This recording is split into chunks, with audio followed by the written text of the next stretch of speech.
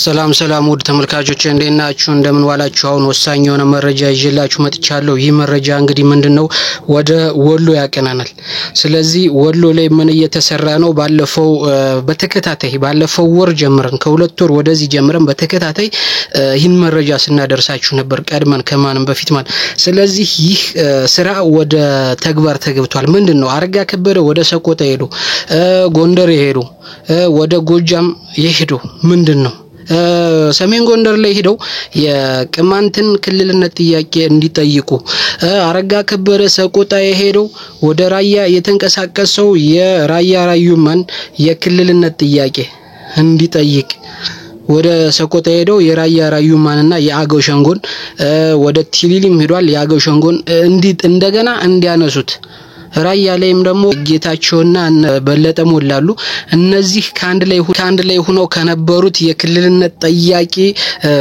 ያማራ ጠላቶችና ተገዦች ጋር ሆነው የወሎን ክልልነት እንዲጠይቁ እያመቻቹ ነው ለዚህ ነው አሁን ለልማት ምናም ፕሮፓጋንዳ ለመስራት ሲባል ይሄ አይደለም የክልልነት ጥያቄ እንዲነሳ ሊያደርጉ ተጀምሯል ተወስኗል በፌደራልም በክልል ደረጃም ፋኖን ለማጥፋት እንዲሁም የቅማንትን ያገው ሸንጎና የራያ ራዩማ ወጣቶችን አሰልጥኑ ላኩ ብርሸለቆ ብላቴ ሁሉም ለናንተ ክፍት ነው በእኛ በጀት እናሰለጥናለን በመከላከያ ስምና በአርማ ብተናስም መሳሪያ ይሰጣችኋል ፋኖን አብራችሁ ከኛ ጋር ታግላችሁ ፋኖ እንዳጠፋነ ክልል ትሆናላችሁ የናንተን ክልል እንዳንፈቅድ ፋኖ እንቅፋት እየሆነ ነው እያሉ ፕሮፓጋንዳ እየሰሩ በሚቀጥለው በዚህ ወር ውስጥ ይጀምራሉ በሚቀጥለው ሳምንት ይጀምራሉ እያልን በጊዜው ስናደርሳችሁ ነበር ይሄው አሁን ስራ ላይ ጀምሮት ያገው ሸንጎም ቅማንትም ራያ ራዩማም በማስረጃ መጥቷል ማለት ነው ስለዚህ አብዱል ጀሊል ማለት እንግዲህ አብዱል ጀሊል አሊ ከህዋት ጀምሮ በህዋት ተደራጅቶ የወሎን የክልልነት ጥያቄ አንድ ደግሞ አለ የኦሮሚያ መጥቶ ከሚሴ ላይ አመራር የነበረ አሁን ከዛ በኋላ ወደ ለውጡ ሲመጣ ወደ ኦሮሚያ ሄዶ ሚስቱ ወደ ወለጋ የመጣች ነች ወደ ኦሮሚያ ሄዶስ ቆይቶ ሰሞኑን ወደ ወሎ ሄዶ የክልልነት ጥያቄ ያነሳ እነሱና ጌታቸው ረዳ በለጠ ሞላ ሆነው ሰሞኑን ስብሰባ ላይ ነበሩ ወደ አዲስ አበባ ሄደው ስብሰባ ላይ ነበሩ በስብሰባ ወስኗል በደንብ ጎልተው ለመውጣትና ጥያቄውን ለመተከሎችንም አሁን አዲስ ጭፍጨፋ መጥቷል የጉምዞችና እንደ አዲስ አስታጥቋቸው ማለት ነው ጭፍጨፋ ጀምሯል ያገው ሸንጎንም እንደገና አነሳስተው አስታጥቀው ጭፍጨፋ ተጀምሯል ስለዚህ ይሄን ሴራ ስናወጣላችሁ ይሄ አይሆንም እንደዚህ ያደርግ የለም ብላችሁ ስጮህ ነው አብዛኞቻችሁ አስተያየታችሁን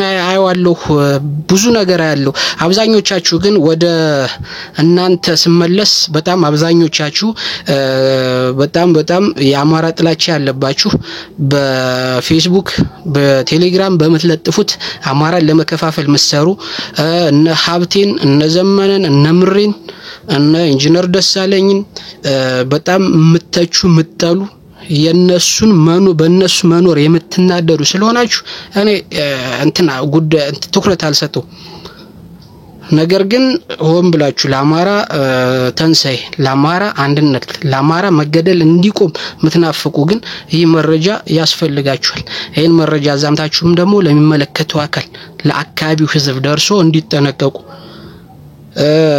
እንዲደርሳችሁ ያው የሁላችንም ግዴታ ነው ስለዚህ ይህ ነገር በጣም በስፋት እየተሰራበት ነው አማራን እርስ በርሱ በሚሊሻና በአርማ ብተና እርስ በርሱ አድርጎ ከፋኖ ጋር አድርጎ እርስ በርሱ ከማጫረስም በላይ አማራ ላይ 4 የክልልነት ጥያቄ እንዲነሳ 4 በጎጃም የክልልነት ጥያቄ እንዲነሳ በአገው ሸንጎ በጎንደር በጌምድር ብለው መጥቷል በቅማንት በራያ ራዩማ በአገው ሸንጎ ይሄ ነገር በጣም እና አማራን ደግሞ ለጉምዝም ትንሽ ከፍሎ የመስጠት መተከልን ሙሉ በሙሉ እነ ቻግኒን ሳይቀር እነ ጃዊን ሳይቀር ወደ ቤንሻንጉል ጉምዝ አጠቃለው በኋላ የአማራን ነገር ካዳከምነው በኋላ ብለው አባይ ግድብን ጨምሮ ሁሉንም ጨምሮ ለመውሰድና ሀገር ለመመስረት ያው የተንሰፈሰፉ አሉ እና ይሄ በጣም ከባድ ሴራ ነው አሁን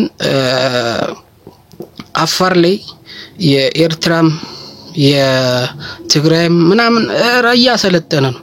ይህ የሚያደርገው ኤርትራ ጋር ለማጋጨት አይደለም ወይም ደግሞ ትግራይን እርስ በርስ ለማጋጨት አይደለም። እርስ በርስ ለማጋጨት ኦፍ ኮርስ አለ።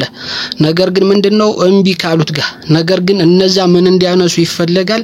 የአገር ጥያቄ እንደገና የሀገር ከሀገር የሀገር ደንበርን የመሻገር የማለማመድ ስራ እየተሰራ ነው።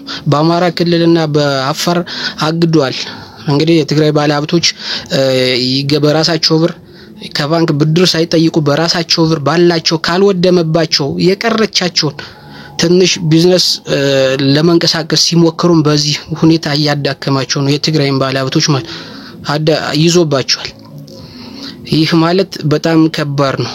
አሁን በትግራይ በኩል ለምንድነው የያዘው ስንል አንደኛ ባለሀብቶችን ነው። አሁን በዘዌ ዶላር እንዴት በፍጥነት እንደጨመረ የሚታወቅ ነገር ነው። አሁን ሳምንት 2 ሳምንት በኋላ ይለቅላቸዋል ጫና ሲበዛበት። ነገር ግን ሂዶ ጫናው ምን ላይ ነው?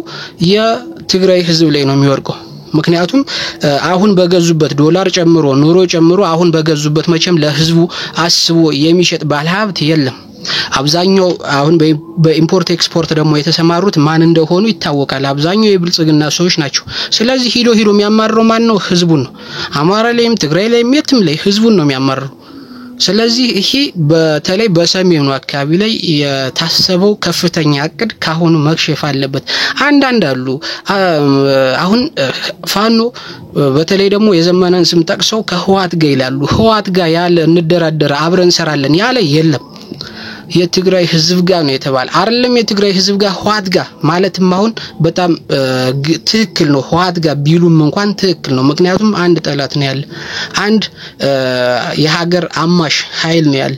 ያንን በጋራ ነው እንትን ማለት ምክንያቱም ሰሜኑ ላይ እስከተነሱ ድረስ ሰሜኑ አንድ ሆኖ ይህንን ስርዓት አስወግዶ አብረው ባላቸውን ጠብቀው የሚኖርበት ሁኔታ በፖለቲካ እንግዲህ ቢመጣ ደስ ይላል። ነገር ግን ከትግራይም በኩል ሌላ ፕሮፓጋንዳ ሚነዛለ ከአማራም በኩል አለ።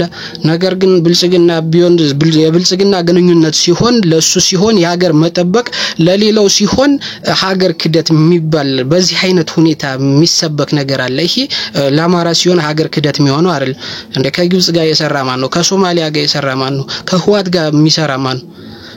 ህዋትን የሚጀነጅን አማራ ላይ ጦርነት አብረን እንበልና እንክፈትና አሸንፈ ፋኖን አጥፍተን ወልቃይትንም ራያንም ውሰዱ ብሎ የጠየቀ ማን ነው? ማን ነው እምቢ ያለው?